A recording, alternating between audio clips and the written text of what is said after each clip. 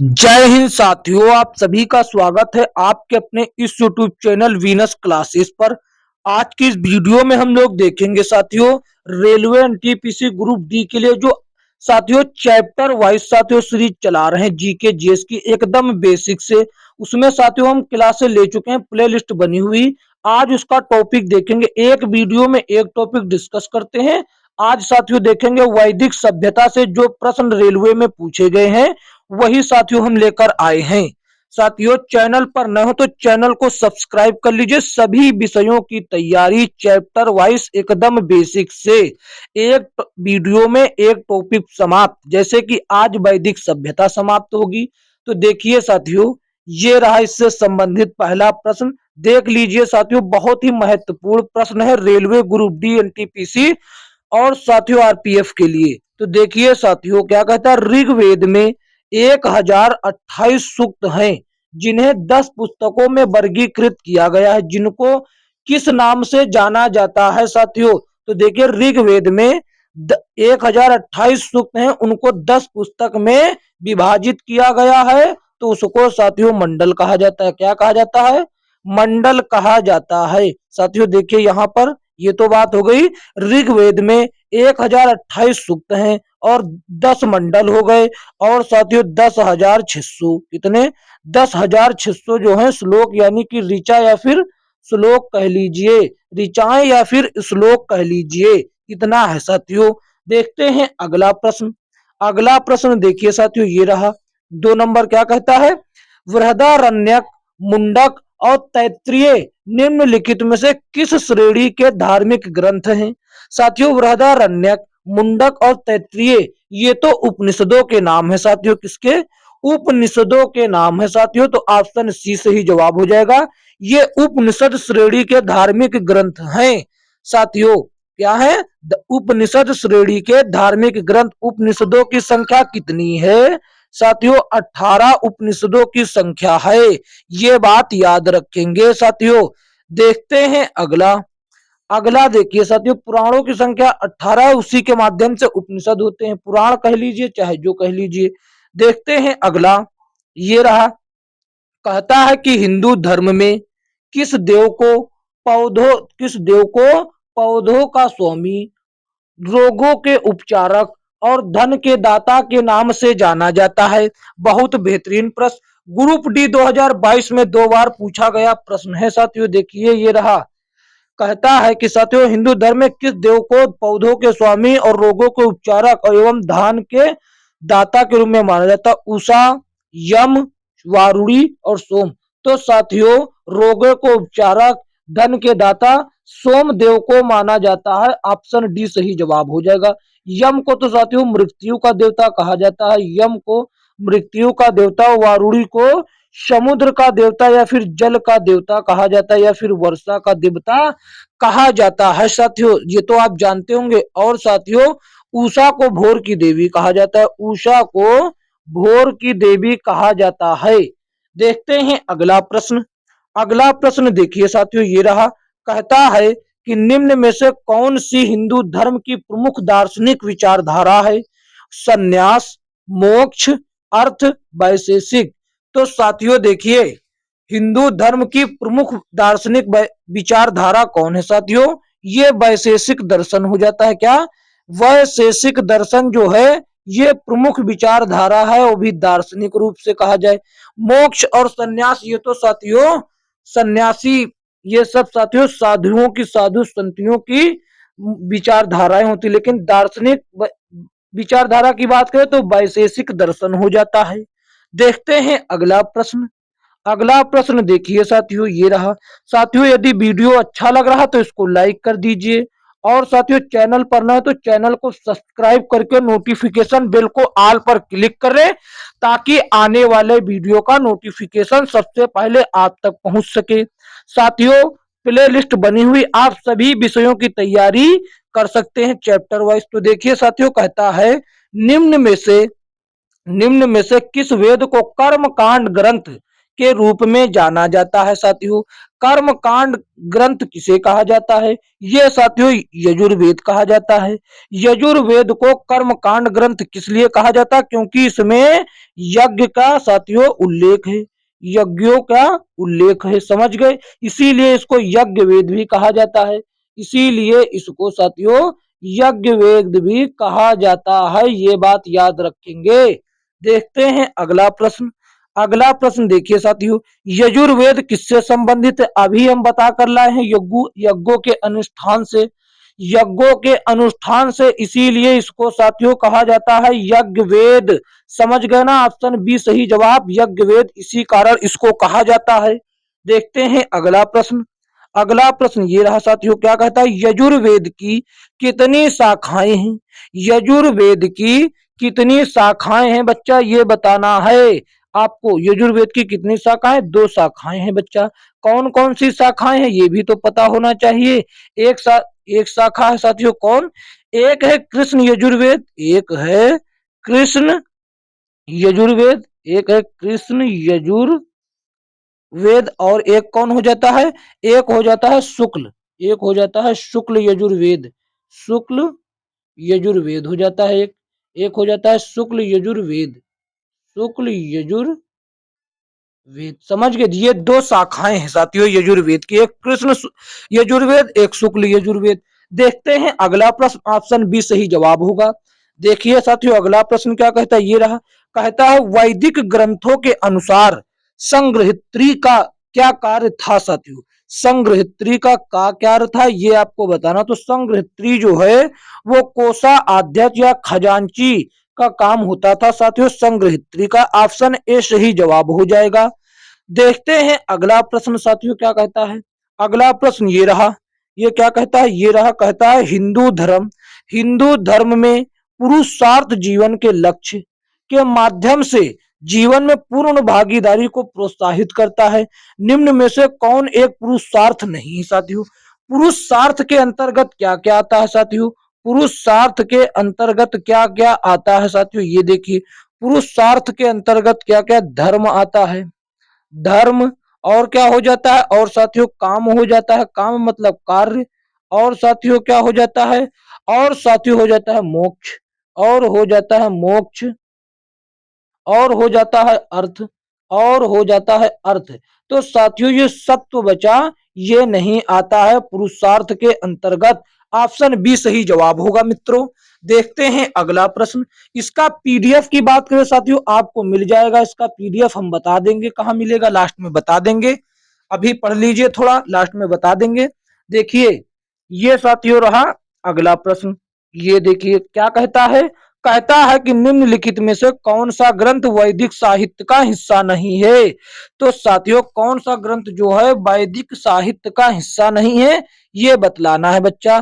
तो देखिए ये हो जाता है ब्राह्मण, ये तो वैदिक साहित्य का हिस्सा, आरण्यक और उपनिषद, ये साथियों जो हैं तीनों ये वैदिक साहित्य के हिस्सा हैं। और ये पिटक साथियों ये किससे संबंधित है? ये बौद्ध धर्म से संबंधित है, बौद्ध धर्म से संबंधित है। ये साथियों 3 प्रकार का होता है, विनय पिटक, सुत्त पिटक, अभिधम्म पिटक। आप जानते होंगे, नहीं जानते होंगे, अभी हम सबका एक टॉपिक का एक क्लास लेंगे, एक वीडियो में एक टॉपिक खल्लास कर देंगे। आप बस बने रहिए हमारे साथ, ग्रुप डी को फाड़ देंगे। देखिए साथियों अगला प्रश्न क्या कहता है? ये रहा, कहता है कि हिंदू धर्म में इनमें से किस देवता को सृजनकर्ता के रूप में जाना जाता है? तो ब्रह्मा जी को भैया जो है सृजनकर्ता के रूप में जाना जाता है। ऑप्शन ए क्या हो जाएगा? सही जवाब हो जाएगा। जबकि भगवान विष्णु को भैया संचालक माना जाता है, इस सृष्टि का संचालक माना जाता है, संचालक माना जाता है सृष्टि का। और महेश मतलब कि शिव जी को साथियों इस सृष्टि का विनाशक भी माना जा सकता है, विनाशक। और गणेश जी तो जानते हैं शिव जी के पुत्र हैं। तो साथियों ऑप्शन ए सही जवाब होगा। क्या? ऑप्शन ए मित्रों सही जवाब हो जाएगा इसका। देखते हैं अगला। अगला देखिए साथियों क्या कहता है? ये रहा, कहता है ऐत्रेय उपनिषद, ऐत्रेय उपनिषद ऐतरेय उपनिषद किस वेद के ऐतरेय आरण्यक की दूसरी पुस्तक के चौथे, पांचवें और छठे अध्याय से संबंधित है और इसे सबसे पुराना उपनिषद माना जाता है। तो ये किस वेद से साथियों है, ये आपको बताना है साथियों। सबसे पुराना तभी होगा जब वो सबसे पुरानी चीजों से संबंधित होगा। तो सबसे पुराना वेद की बात करें तो ऋग्वेद, यही साथियों किसी को सबसे पुरानी उपाधि दे सकता है। तो सर ऋग्वेद आंसर हो जाएगा इसका। देखते हैं अगला प्रश्न। अगला प्रश्न देखिए साथियों क्या कहता है, ये रहा।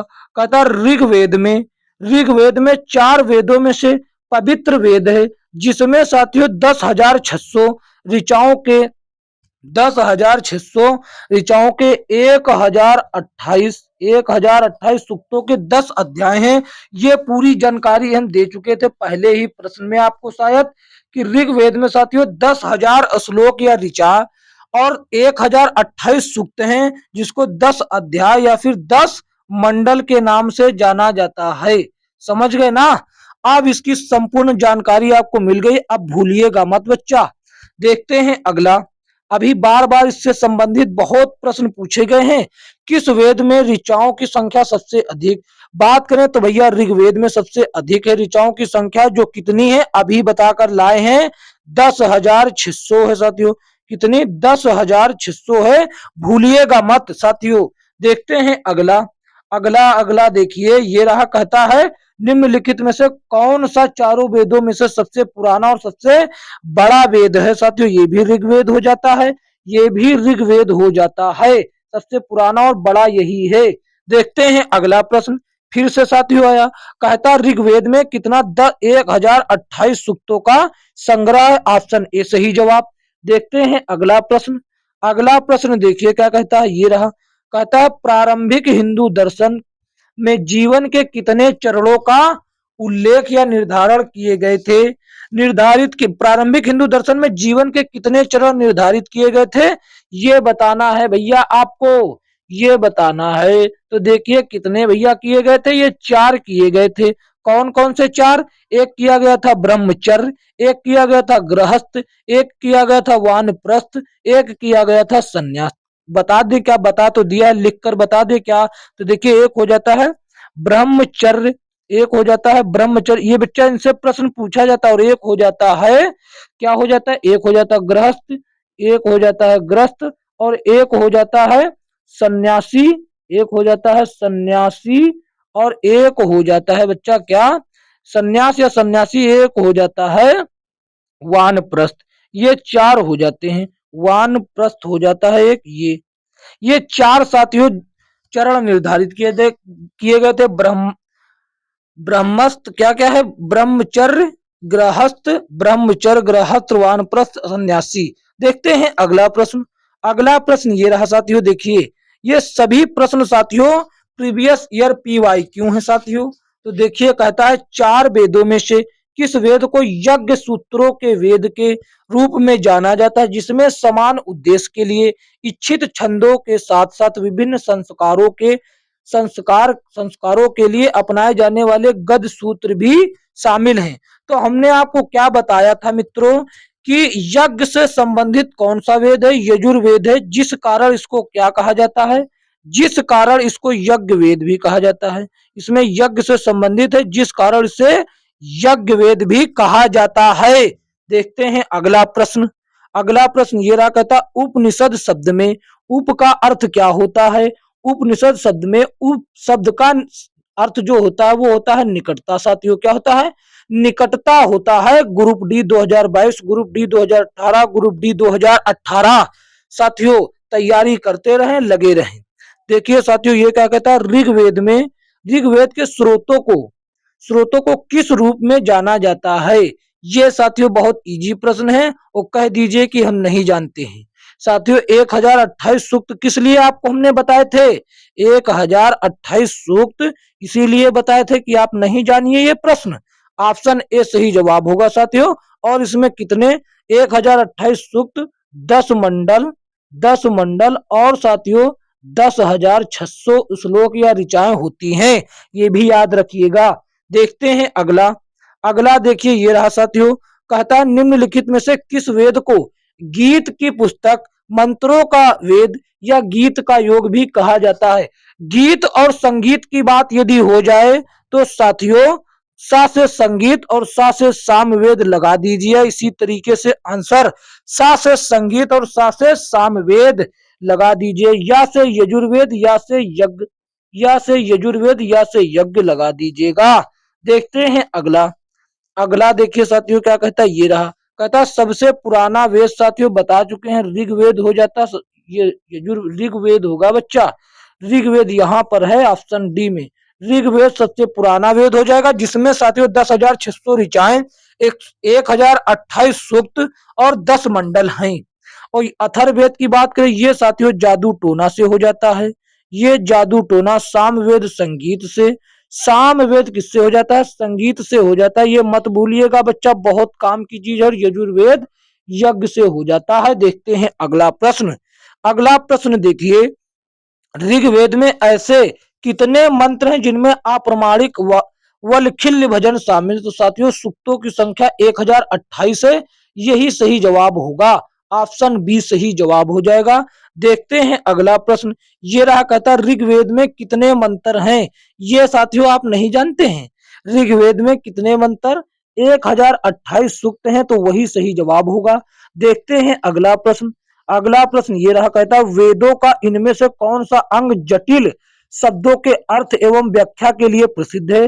साथियों वेदों का जो एक अंग है जिसको वेदों के अंगों को वेदांग कहा जाता है, ये साथियों निरक्त है, जिसमें बहुत ही कठिन और जटिल शब्दों का इस्तेमाल होता है। इसमें इसको व्याख्या के लिए जाना जाता है। ये साथियों व्याख्या के लिए प्रसिद्ध है। साथियों समझ गए ना, इसमें बहुत जटिल शब्दों का उपयोग हुआ है। देखते हैं अगला प्रश्न। अगला प्रश्न देखिए साथियों क्या कहता है, ये रहा। कहता है क्या कहता है, कहता राष्ट्रीय भारत का राष्ट्रीय आदर्श वाक्य सत्यमेव जयते, अर्थात सत्य की हमेशा जीत विजय होती है, किस प्राचीन भारतीय शास्त्र से उद्धृत है? ये साथियों मुंडको उपनिषद से लिया गया है। किससे? मुंडको उपनिषद से लिया गया है। ये किससे लिया गया है बच्चा? ये मुंडको उपनिषद से लिया गया है। और सम्राट अशोक द्वारा इसे साथियों एक स्तंभ बनाया गया था, जो सारनाथ में अभी भी है। और हूबहू इसे भारत का राष्ट्रीय प्रतीक साथियों घोषित किया गया था। क्या? राष्ट्रीय प्रतीक घोषित किया गया। उसी के नीचे लिखा होता है, जो साथियों सिक्कों में देखा होगा, जो होता है साथियों हेड के समय होता है, उसमें बना होता है 4 शेर वाला, और उसके नीचे लिखा होता है सत्यमेव जयते। वही साथियों राष्ट्रीय प्रतीक हो जाता है। देखते हैं अगला प्रश्न। अगला प्रश्न ये रहा साथियों, देखिए क्या कहता है। ये कहता है धनुर्वेद यजुर्वेद का उपवेद है, इसका संबंध निम्न में से किससे है? तो चिकित्सा से, वास्तुकला से, कला एवं संगीत से, युद्ध कौशल से। तो साथियों धनुर्वेद मतलब धनुर्विद्या, जो साथियों युद्ध कौशल से संबंधित है। किससे? युद्ध कौशल से संबंधित है। धनुर्वेद के अंतर्गत धनुर्विद्या सिखाई जाती है।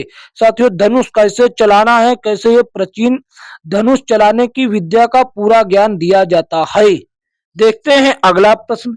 अगला प्रश्न देखिए साथियों क्या कहता है, ये रहा।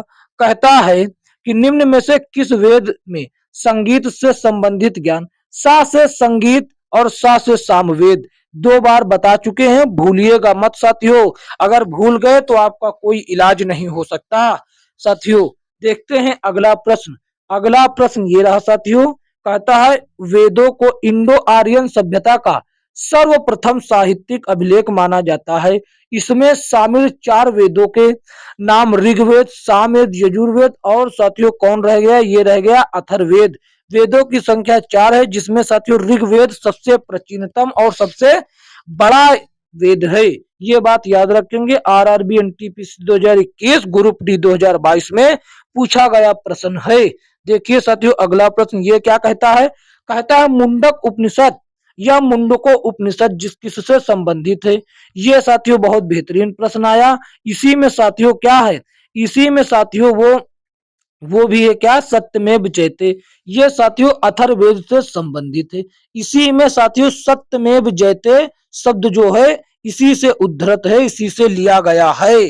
साथियों ऑप्शन बी सही जवाब हो जाएगा। मुंडको उपनिषद अथर्ववेद में है। देखते हैं अगला प्रश्न।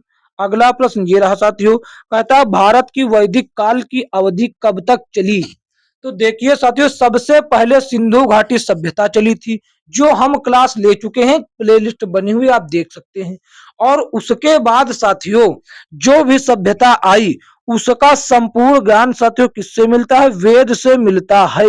इसीलिए इस काल को हम लोग क्या कहते हैं, इसीलिए हम लोग इस काल को वैदिक सभ्यता, वैदिक सभ्यता या वैदिक काल के नाम से जानते हैं। किस लिए, इसकी संपूर्ण जानकारी वेदों के माध्यम से हमें प्राप्त होती है, इसीलिए इसको वैदिक काल या वैदिक सभ्यता कहते हैं साथियों। भूलिएगा नहीं, इसका जो काल है ये 1500 ईसा पूर्व से 500 ईसा पूर्व तक चला, जिसको बीसी लिख सकते हैं, ईसा पूर्व से। देखते हैं अगला प्रश्न। अगला प्रश्न साथियों ये रहा, क्या कहता है कि निम्नलिखित में से कौन सा वेद जादुई अनुष्ठानों और वशीकरण के बारे में बताता है। साथियों जादू टोना और इन सभी का साथियों उल्लेख कहाँ मिलता है आपको, जादू टोना वशीकरण भूत प्रेत का जो ये इस सब का ज्ञान मिलेगा वो आपको अथर्ववेद में मिलेगा। कहाँ, अथर्ववेद में मिलेगा। और सामवेद में तो साथियों संगीत से मिलेगा, सामवेद में संगीत से, यजुर्वेद में यज्ञ से, ये सभी मिलेंगे। ऋग्वेद सबसे पुराना वेद है, इसमें बहुत जानकारी है, इसमें किसी एक विषय पर चर्चा नहीं हुई है। देखते हैं अगला। अगला देखिए ये क्या कहता है, यजुर्वेद में यजुर शब्द का अर्थ क्या है ये बताना है बच्चा। यजुर्वेद में यजुर का अर्थ साथियों क्या है, यजुर्वेद में यजुर का अर्थ बलिदान होता है साथियों। क्या, बलिदान। ऑप्शन सी सही जवाब। आरआरबी एनटीपीसी 2017 और ग्रुप डी 2022 में पूछा गया प्रश्न है। देखते हैं अगला प्रश्न क्या कहता है।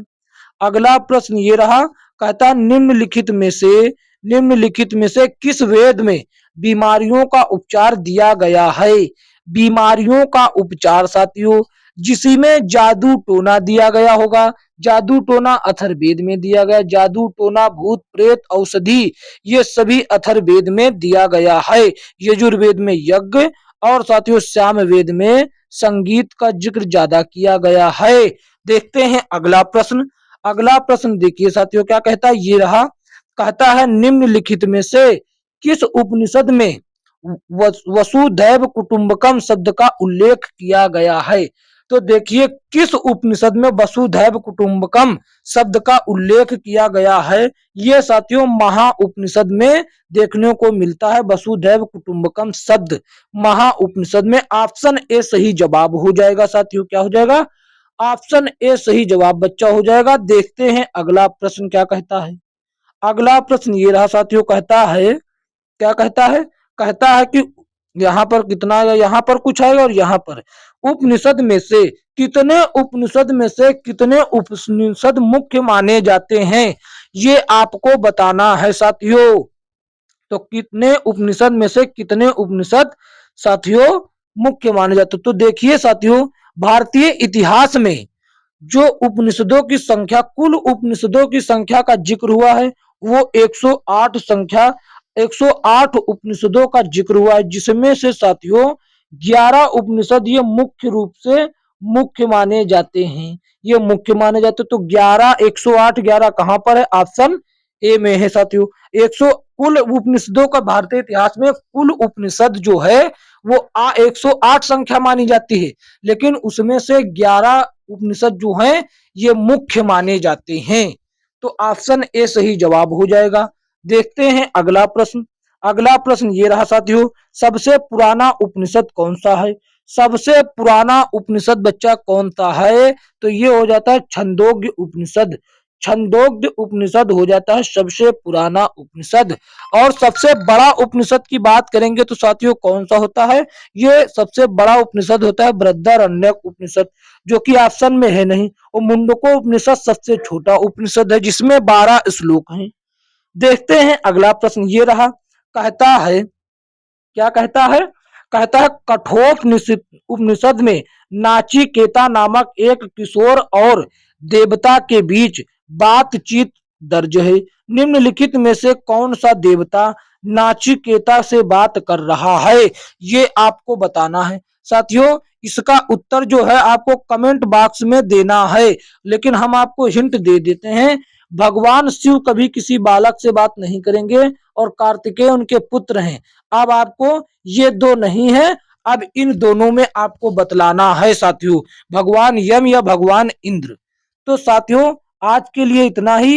वैदिक सभ्यता से इतने ही प्रश्न साथियों रेलवे में पूछे गए थे जो मैंने आपको करवा दिया। साथियों वीडियो अच्छा लगा तो इसको एक प्यारा सा लाइक कर देते और चैनल पर न है तो चैनल को सब्सक्राइब करके नोटिफिकेशन बेल को ऑल पर क्लिक कर लीजिए ताकि आने वाली वीडियो का नोटिफिकेशन सबसे पहले आप तक पहुंचे। साथियों इसका पीडीएफ की बात करें कहाँ मिलेगा, इसका पीडीएफ साथियों डिस्क्रिप्शन बॉक्स में व्हाट्सएप लिंक दिया गया होगा, वहां पर ज्वाइन हो जाएंगे आपको मिल जाएगा। और एक डायरेक्ट पीडीएफ का लिंक भी होगा, वहां से डाउनलोड कर सकते हैं आप डायरेक्ट पीडीएफ लिंक। और साथियों व्हाट्सएप ज्वाइन करने का ये फायदा है कि आपको लेटेस्ट बुक का पीडीएफ एकदम फ्री मिलेगा। क्या मिलेगा? एकदम फ्री बुकों का पीडीएफ, जैसे कि 2025 की बुकों का पीडीएफ फ्री मिलेगा। तो हमारी मानिए आप व्हाट्सएप ग्रुप अवश्य ज्वाइन करें। तो साथियों आज की वीडियो में इतना ही, मिलेंगे किसी अन्य वीडियो में, तब तक के लिए जय हिंद जय भारत।